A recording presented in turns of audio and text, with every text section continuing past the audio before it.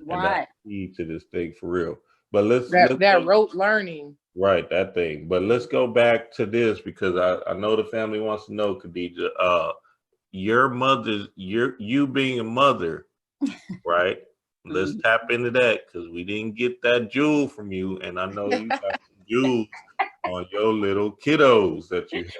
Hey, yeah, And yo. now grandmother to a daughter, I so that's a whole am. Oh new yes, I level. yes, have a yes. new grandbaby, 9 months old now. It's crazy even saying that, family. It's like, wow, Coming right Wow. back I to got a earth. granddaughter. Yes. Well, that's well, come you. So what you're saying, Dream, is you want to know how I established in dealing with me as a woman trying to find my divinity as well as raise children, and Hmm. is that what we're getting at here? Yeah, basically your footing on the earth realm, but then also, you have to balance back out to your higher self, to your true self, which is like, okay, I love these kids, but then at the same time, I have to, you know what I mean? I have to do Mhm, me too. So it's mhm. just an interesting dynamic. Such a great question, babe, because it's tough. Come on, Yeah. Khadija, let us know. Yeah, well, like we were opening up, it could be when we were talking earlier, it could be challenging, but yet so rewarding. And Yes. the challenge that I had to face, I was raising two young Black men. And when I became conscious and my mate was not, we already had problems before that. But when I became conscious, that was a whole nother paradigm I had opened into. And I had to get away and I had to get my sons away, is what my thoughts were at the time. So growing up with not seeing a divine Black woman, if you will, not even knowing that they even existed. I'm gonna be real, y'all, not knowing that they existed.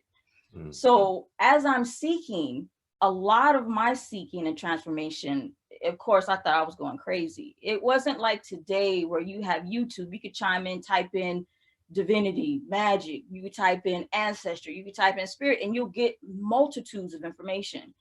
Me, I had to, everything I went through was through a lot of pain, if you will. It was when I had to make that decision to start to, for a small time, because I knew I wouldn't be single all my life, to raise my sons without the brother in the house, their father raising them. So that was a hard pill for me to swallow as a woman with two Black sons, of course. So when we did, when I left, I decided to go ahead and do this thing, not liking it at all, but it had to be done. Uh, I started to have a lot of weird things happen. Like some people would call it ghosts or stuff, but I would say something. Like, for example, when me and my sons moved, we were packing up everything, stocking up everything. I had a multitude. I used to collect a lot of music CDs, y'all, crazy, over thousands of CDs. Hmm. So I would say in my mind what I was thinking and what I wanted and how I wanted to set it up, and my sons were actually doing it. Like, so I would say I was thinking of 5 artists I wanted to be placed right here on this shelf, and it was being done. So I was going through things like that and wondering what the hell is going on. So as I am going through this and trying to not have so much fear and being a single mother, see, that was the thing. And I want the single mothers to hear this right now. If you are single, it's because you are supposed to be. If you, and please don't call it a loneliness. These are times where you're supposed to find self and you asked for it. So once I stopped blaming my ex for this and that and this and that and started saying, well, damn, we were in this together, at least we should have been, that's when everything started changing. Remember I said earlier that blame shit, that is one of the biggest, highest forms of blockages. So one of my biggest fears, which I see a lot of people when they come to reading, is when I was finding consciousness and questioning all those damn religions and shit out there, I did not want my sons around that shit. And that was my thinking at that time. So here I am. When my sons would go to sleep, I would take my time. That's when you asked the question, Dream and G-Ray, what to get into my higher self. When they went to bed around 9:30, 10, it was constant reading. Well, actually, I can't even say that. I got to back up because I didn't start reading until later, like 5 or 6 years into this. I did a lot of meditation. because I couldn't read books back then, to be honest with you. I couldn't connect with any books. And to be honest, I didn't know any books to get to, except for like my grandmother with astral travel, astral projection, things like that. A lot of new age bullshit that my grandmother was in. So when they would sleep, I would start to do lots of meditations at night. I would start to listen to a lot of music. So my time was at night. And in that process, when they would wake, anything that I found that I liked and that was appealing, I would share it with them, even though they didn't understand what I was talking about.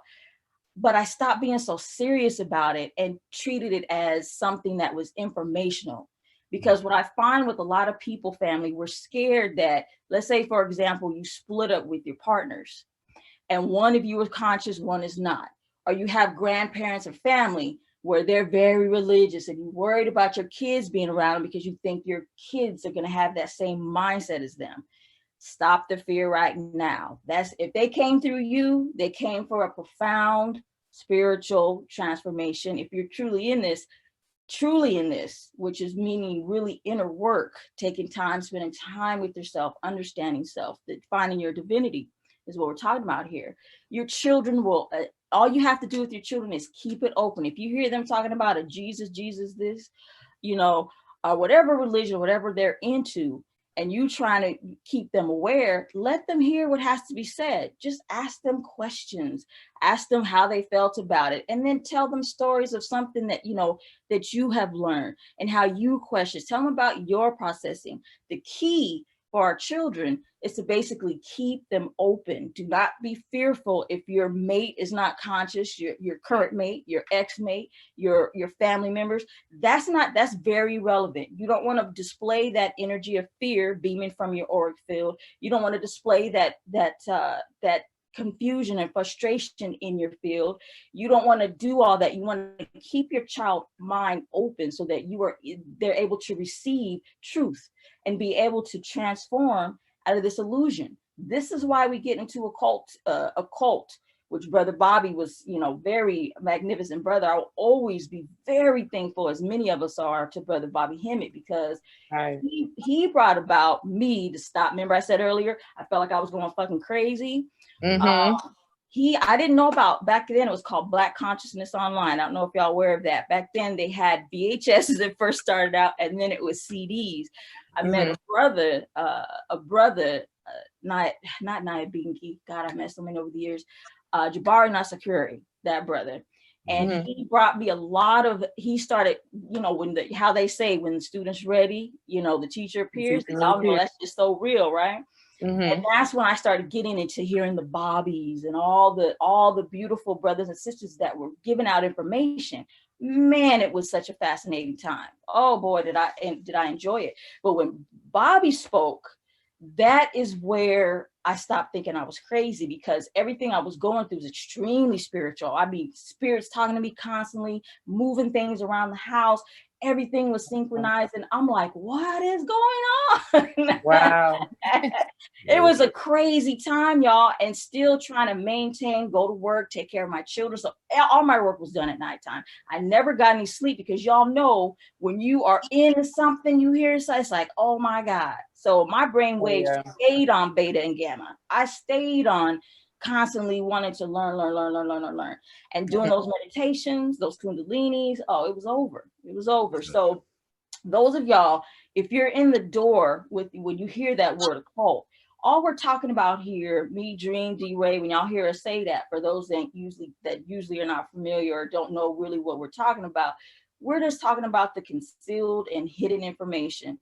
And hopefully everybody, like our children, ourselves, helping us get off that hamster's wheel of illusion and ignorance. And so let your children experience life, but just keep continuing to just keep those lines of communication open. Give them the true source of information that comes from within, from yourself. That's what occult truly is. That's what occult truly is. But that's how I had to handle it, y'all, because at first I was very fearful, and I didn't like that feeling of being fearful every time my children were around people that I didn't want for them to hear that mindset. You know what I'm saying? Yeah, that's good, Khadija. That's perfect. And yeah, this whole thing is about you. This spiritual